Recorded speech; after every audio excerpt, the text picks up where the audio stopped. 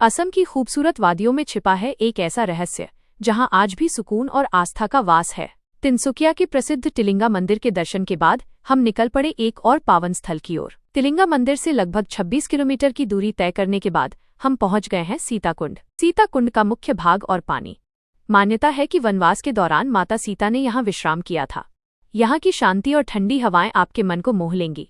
यहाँ के सबसे खास और पावन दर्शन है माता सीता के पदचिन्ह।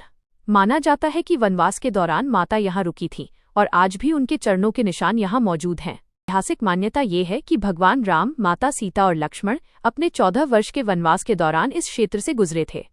स्थानीय लोगों का मानना है कि माता सीता ने यहाँ के कुंड के पास विश्राम किया था। सबसे अद्भुत बात यह है कि यहाँ सीता माता के पैरों के निशान, पदचिन्ह एक पत्थर पर आज भी देखे जा सकते हैं, जिसे लोग बहुत श्रद्धा से पूजते हैं। कहा जाता है कि माता सीता को प्यास लगी थी, तब भगवान राम ने अपने धनुष से बाण चलाकर धरती से जल निकाला था, जिससे इस कुंड का निर्माण हुआ। हालांकि भारत में कई सीता कुंड हैं, जैसे गया या मुंगेर में, लेकिन तिनसुकिया के स्थल की अपनी एक स्थानीय पहचान और शांति है। प्रकृति और अध्यात्म का मेल।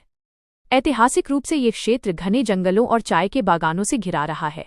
पहले यहाँ पहुंचना बहुत मुश्किल था, लेकिन धीरे धीरे भक्तों की आस्था ने इसे एक प्रसिद्ध स्थल बना दिया। यहाँ की शांति ही इसकी सबसे बड़ी विशेषता है, जो इसे भीड़भाड़ वाले मंदिरों से अलग बनाती है। माता सीता के पदचिन्हों को देखना एक अद्भुत एहसास था, लेकिन जैसे ही मेरी नज़र आसपास के माहौल पर पड़ी, मेरा दिल बैठ गया। जिस जगह को हमें मंदिर की तरह पूजना चाहिए, उसे हमने कचरे के ढेर में बदल दिया है। क्या हमारी आस्था सिर्फ दर्शन करने तक सीमित है? क्या उस पवित्र स्थान की गरिमा बनाए रखना हमारी जिम्मेदारी नहीं? सीताकुंड की ये हालत देखकर सच में बहुत दुख होता है। मैं आप सबसे और स्थानीय प्रशासन से विनती करती हूँ कि इस ऐतिहासिक और धार्मिक धरोहर को बचा लीजिए। हम यहाँ सुकून ढूंढने आए थे, पर यहाँ की बेबसी देखकर लौटे हैं। जिस आंगन में सीता मैया के कदम पड़े, उसे हमने कूड़ेदान बना दिया।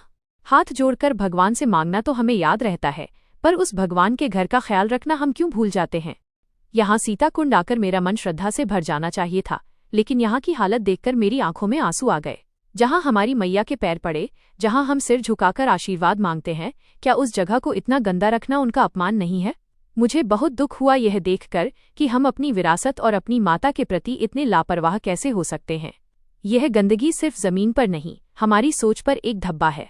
दिल टूट गया ये देखकर कि जिस शांति की तलाश में हम यहाँ आते हैं, उसे हमने खुद अपने हाथों से बर्बाद कर दिया है।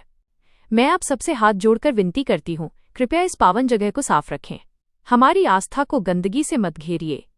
धन्यवाद।